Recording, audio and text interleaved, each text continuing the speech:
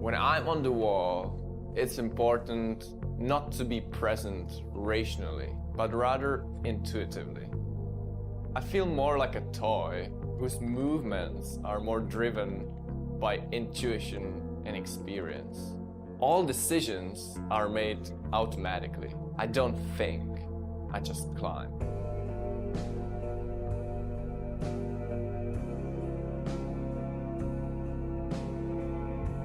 For sure you need to be physically strong, but almost more important is knowing how to work with this physical strength and mental side of your climbing.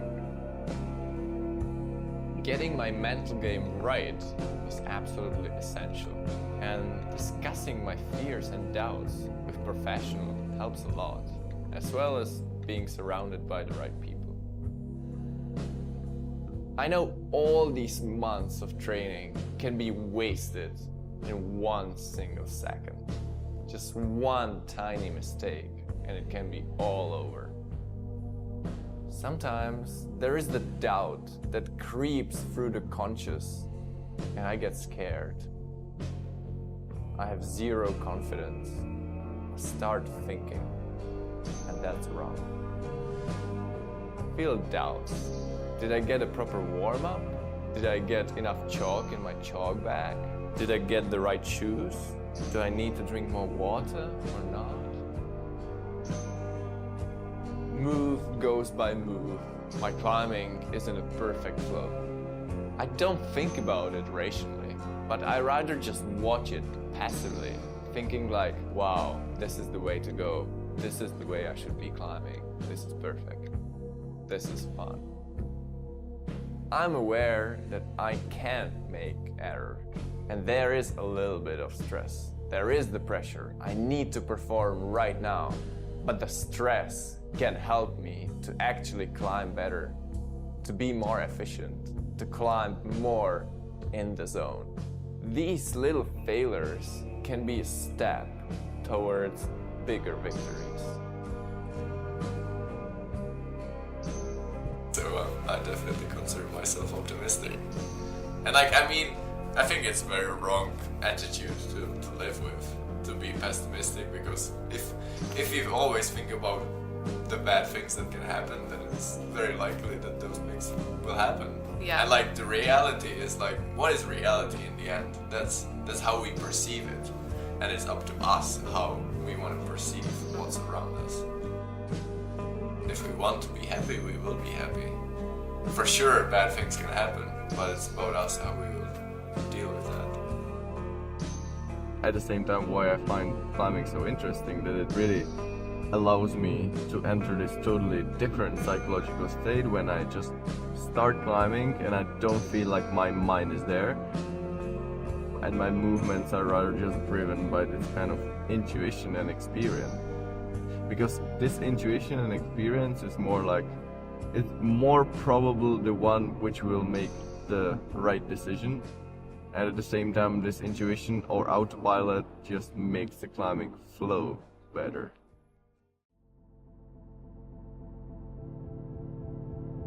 And then I think it's very important just to visualize in order to improve in this intuition.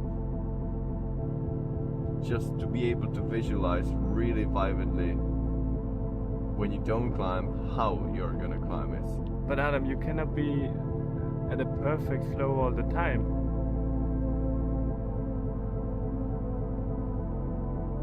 I would say I'm in the perfect flow only a few times a year. But at the same time, the biggest mystery for me is how to enter this psychological mode.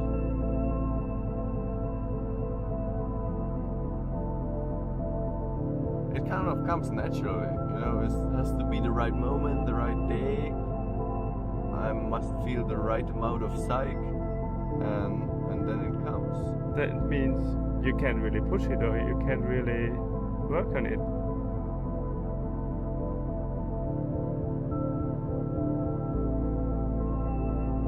It's kind of possible for me to be super motivated and at the same time super psyched and entertained for the training. I love the training, I love the hard work. how do you stay motivated for that kind of thing? Like, how does anybody train that hard? The harder I was climbing, the more I was discovering within the sport climbing. 9B is more interesting than 9A. 9A is more interesting than AB. It's not just like holding smaller holds. It's like the moves are getting more complex and you have to know like even more tricks how to get to the top of it. Maybe like the difference seems vague, but for me it's enough to like keep me psyched. Like silence is the most ridiculous example of the route that is hard and it's like the most awkward, weird kind of moves you can imagine.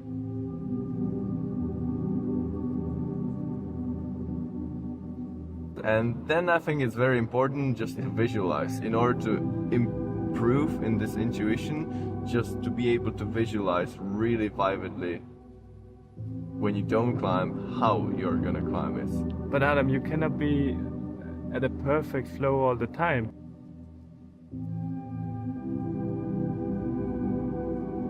I would say I'm in the perfect flow only a few times a year. But at the same time, the biggest mystery for me is how to enter this psychological mode. It kind of comes naturally, you know, it has to be the right moment, the right day. I must feel the right amount of psych, and then it comes. That means you can't really push it or you can't really work on it. I'm always in the training, I'm always trying to climb my best in terms of technique. Not only like the training session is not just now I want to get strong and I want to get strong because I want to send that route. I think I enjoy every single training session, every single climbing session because all of it is basically climbing.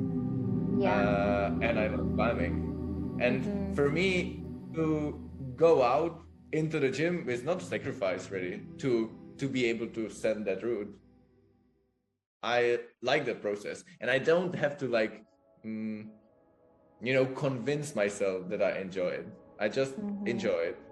Yeah. For sure. Sometimes I feel I might have to sacrifice if I want to send this route. Maybe I need to train a few more weeks because otherwise I won't be like fit enough. But it's still relatively easy. The more difficult for me mentally is to, really decide if I'm training for the Olympics, then I might have to sacrifice the rock climbing, and this might not always be the most fun. I will still enjoy training. Starting to explain a bit there.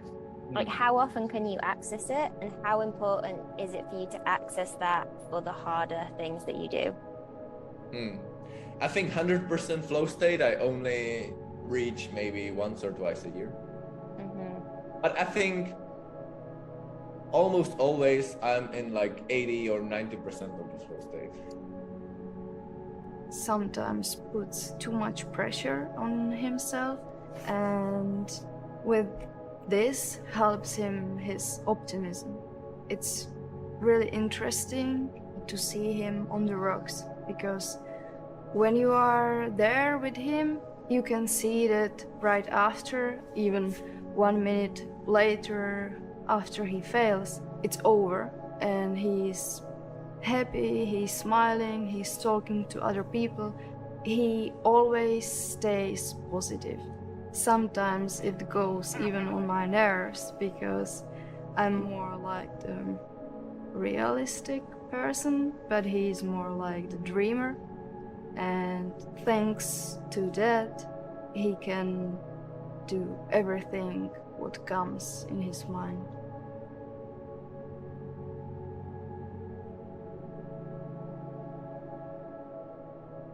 There's no bad conditions. There's only weakness.